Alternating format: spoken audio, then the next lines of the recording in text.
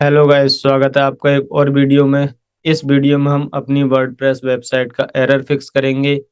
आपने देखा होगा कई बार आपकी वेबसाइट का फ्रंट एंड तो फुली लोडेड होता है, अच्छे से काम करता है, लेकिन आप जब उसके बैक एंड में लॉगिन करते हो तो वहां पर एक एरर आता है, एक मैसेज शो होता है, there was a error there was a critical error for your WordPress website. तो उस एरर को हम किस तरह से फिक्स करते हैं, यहाँ पर नीचे स्क्रीन पर भी आपको दिख रहा होगा। इस तरह से कुछ एरर आता है और उस एरर को हम किस तरह से फिक्स करेंगे, इस वीडियो में उसी के बारे में इन डिटेल जानेंगे। तो वीडियो में आगे बढ़ने से पहले आपसे रिक्वेस्ट है कि अगर आपने अभी तक हमारे चैनल को सब्सक्राइब नहीं किया तो चैनल को सब्सक्राइब करें, और अगर आपको हमारी जानकारी अच्छी लगती हो तो वीडियो को लाइक और अपने दोस्तों के साथ शेयर करना ना भूलें। बता दूं वीडियो में आगे बढ़ने से पहले कि ये सारे टिप एंड ट्रिक मैं आपको लाइव सिखाता हूँ।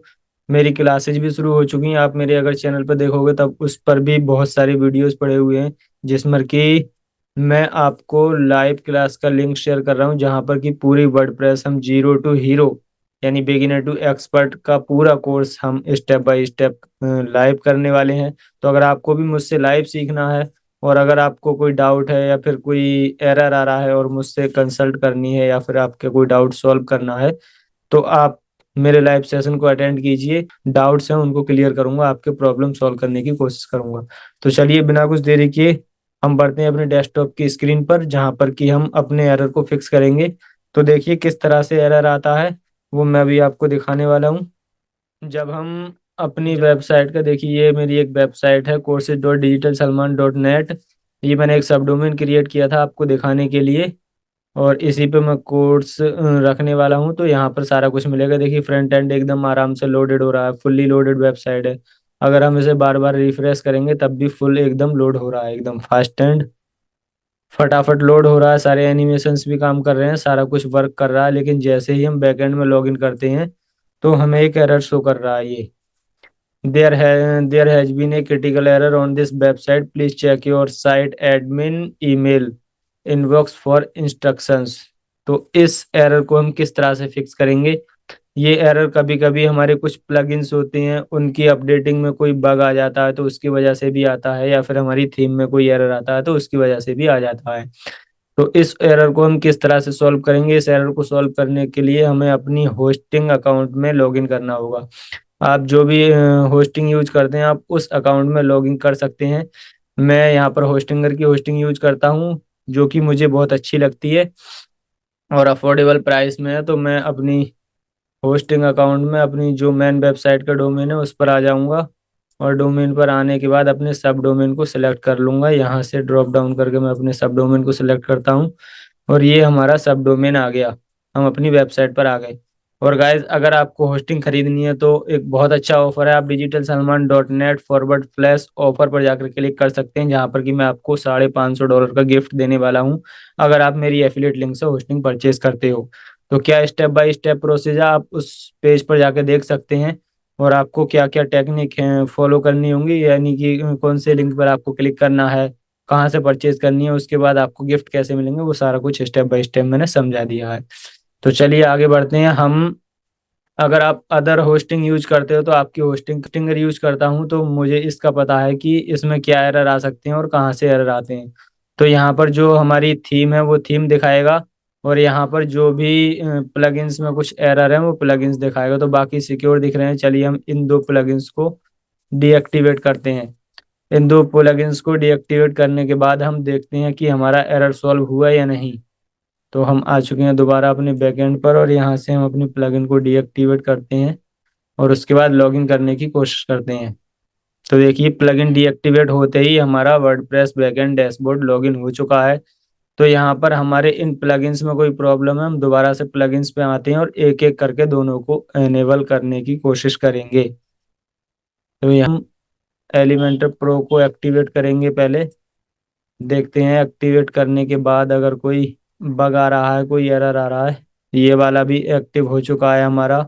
हमारा एलिमेंटर प्लगइन सक्सेसफुली अपडेट हो गया है, यहाँ से कोई एरर नहीं आ रहा। हम दूसरे वाले डैशबोर्ड पर भी जाएंगे, तब भी कोई एरर नहीं आ रहा। आपको एक बार लॉग आउट करके फिर दोबारा से लॉगिन करके भी दिखा सकता हूँ मैं।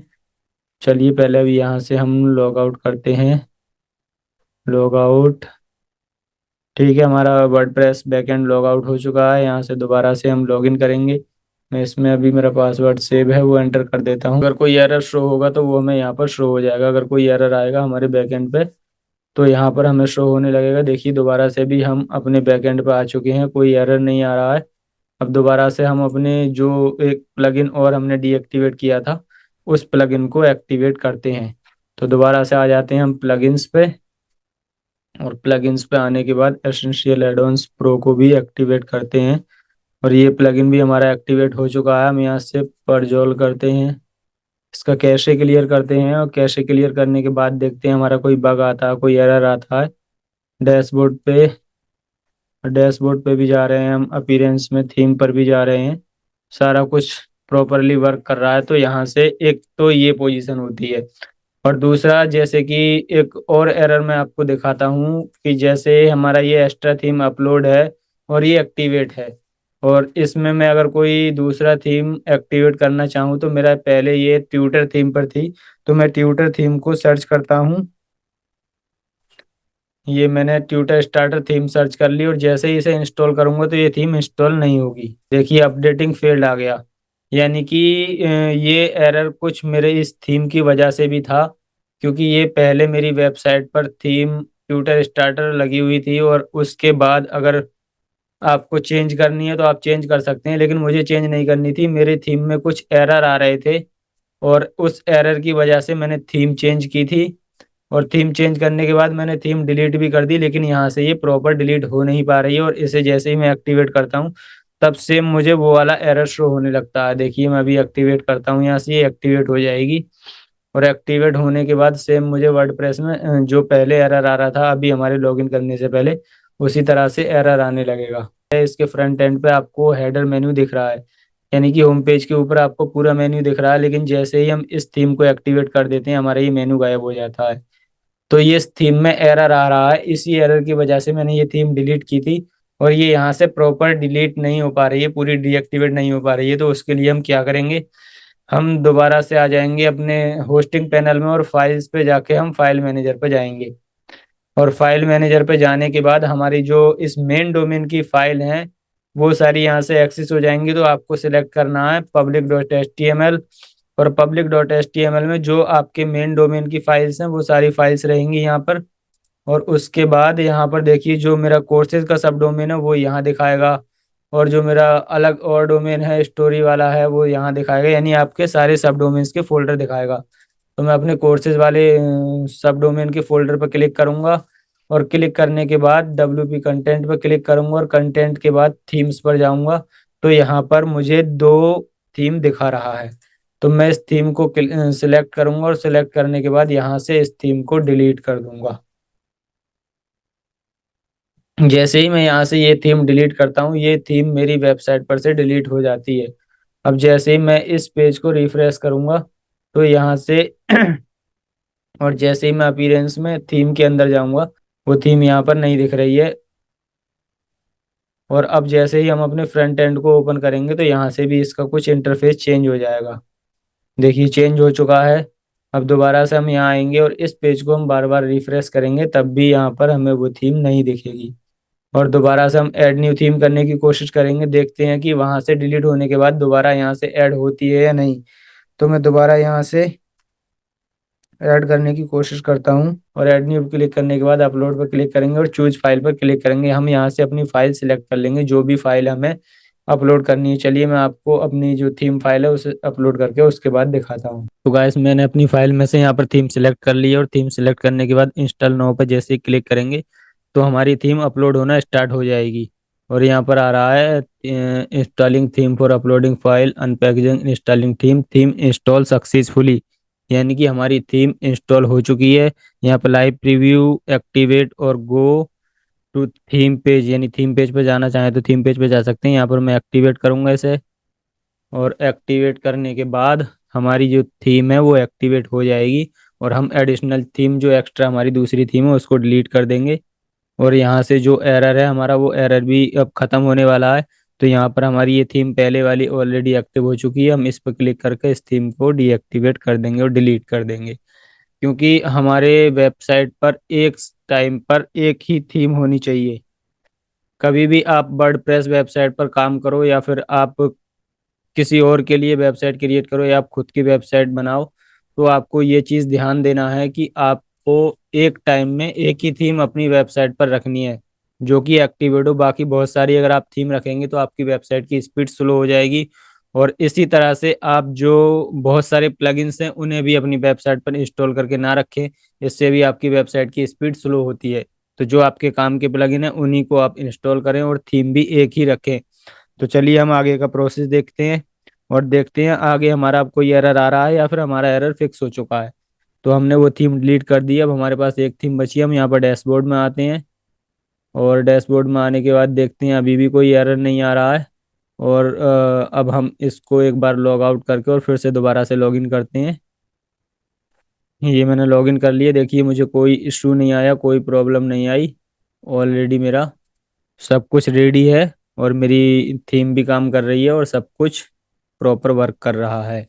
अगर यहाँ से आपसे नहीं होता है तो आपको क्या करना है, आपको अपनी फाइल में आना है और जहाँ पर फाइल में आपके जो पब्लिक एचटीएमएल के अंदर जो आपकी डब्ल्यूपी कंटेंट का एक फोल्डर मिलेगा, कंटेंट वाले फोल्डर में आने के बाद आपको थीम्स का एक फोल्डर मिलेगा। तो यहाँ पर देखिए मेरी ट्विटर स्टार्टर ऑलरेडी अपलोडेड है।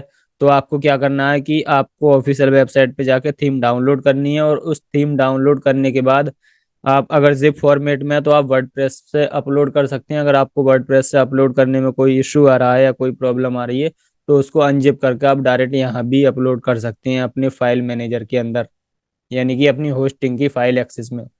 तो इस तरह से आप ऑल्टरनेटिव भी यूज कर सकते हैं अगर आपके बैकएंड पे कोई प्रॉब्लम आ रही हो। तो यहाँ पर देखिए मेरा सब कुछ ओके है, वर्डप्रेस क्रिटिकल एरर वो हमने सॉल्व कर दिया है।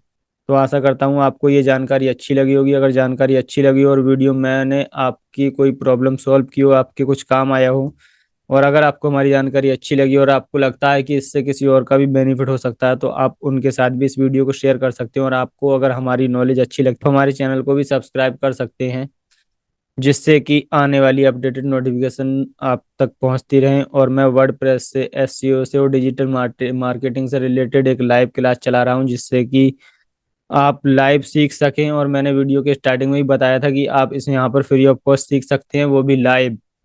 तो आप मेरी मास्टर क्लास के लिए भी रजिस्टर कर सकते हैं। और अगर आपको यूट्यूब पर कोई नोटिफिकेशन चाहिए तो आप हमें कमेंट भी कर सकते हैं, हम यूट्यूब पर उसके ऊपर भी एक पूरा ट्यूटोरियल बना देंगे। तो आज के लिए इतना ही, मिलते हैं अगली वीडियो में, तब तक के लिए अपना ख्याल रखें।